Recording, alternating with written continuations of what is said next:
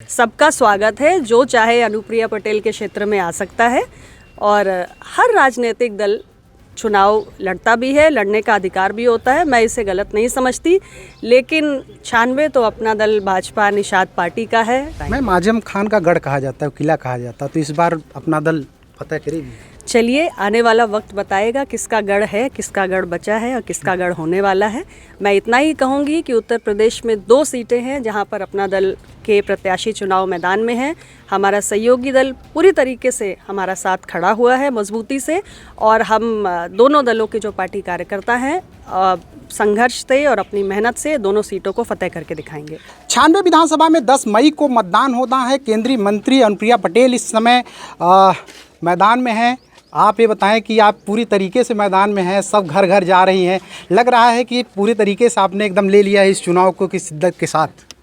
हमारी पार्टी और हमारा गठबंधन किसी चुनाव को कम महत्वपूर्ण नहीं समझता है, और इस सीट पे तो हमारी पार्टी से अपना दल से विधायक रहे थे स्वर्गीय राहुल प्रकाश कोल जी, और एक गंभीर बीमारी के चलते हमने उन्हें खोया है। लेकिन एक लोकप्रिय विधायक थे, जो झाड़ू पार्टी कार्यकर्ता थे, और हमारे सभी गठबंधन दल के, सहयोगी दल के, हमारे जितने कार्यकर्ता हैं भाजपा के, निषाद पार्टी के, अपना दल के, हम सभी लोग लगे हुए हैं और हमें पूरा विश्वास है इस सीट पर हम पुनः जीत को हासिल करेंगे। लगातार 2 बार ये सीट आपके पास रही है, तीसरी बार आप यहाँ से हैं। एक तरीके से कहा जाए, क्या ये चुनौती आपको मिल रही है या फिर लग रहा है कि इजी वे में आप जीत रही हैं यहाँ से?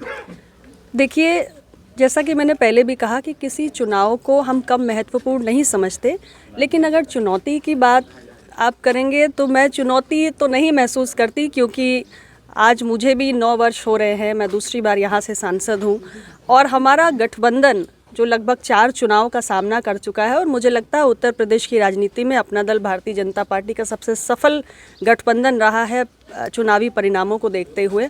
और जिस तरीके से इस क्षेत्र के विकास के लिए मैंने स्वयं काम किया है, भारत सरकार से लेकर उत्तर प्रदेश सरकार की योजनाएं यहाँ पर आई हैं, जनता के दिल में, जनता के मन में अपना दल भाजपा और अब तो निषाद पार्टी, हम तीनों का गठबंधन है, इसलिए मुझे कोई चुनौती महसूस नहीं होती।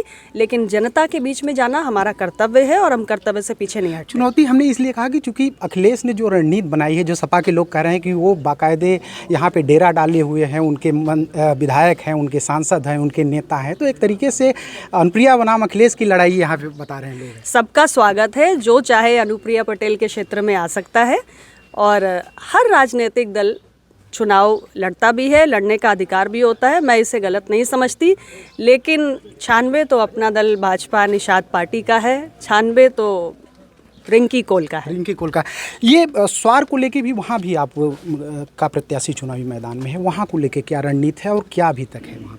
देखिए, वहाँ भी ये दूसरी सीट है उत्तर प्रदेश में जहाँ उपचुनाव हो रहा है, और हमारा प्रत्याशी वहाँ से शफीक अहमद अंसारी बहुत मजबूती के साथ चुनाव लड़ रहे हैं। जनता के बीच में बहुत लोकप्रिय है, और नगर पालिका में भी रहे तो जनता के लिए बहुत अच्छे कार्य किए। तो एक जनता से जो कनेक्ट है, और बाकी जो बदली हुई परिस्थितियां हैं, लोग बदलाव देखना भी चाहते हैं। हमने इससे पहले भी 2022 में चुनाव लड़ा था और एक अच्छा मत हमने प्राप्त किया था, और मुझे पूरी उम्मीद है कि हमारे जो प्रत्याशी हैं बहुत ही दमदार तरीके से स्वार टांडा की सीट को जीत कर आएंगे। मैम, आजम खान का गढ़ कहा जाता है, किला कहा जाता है, तो इस बार अपना दल फतह करेगी? चलिए, आने वाला वक्त बताएगा किसका गढ़ है, किसका गढ़ बचा है और किसका गढ़ होने वाला है।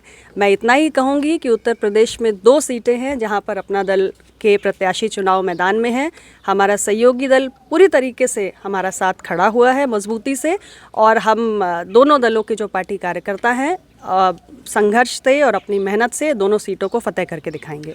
तो ये थे केंद्रीय मंत्री अनुप्रिया पटेल, जिनका ये कहना है कि स्वार और 96 दोनों सीटों पर जीत हासिल होगी। सुरेश कुमार सिंह, मिर्ज़ापुर, यूपी तक।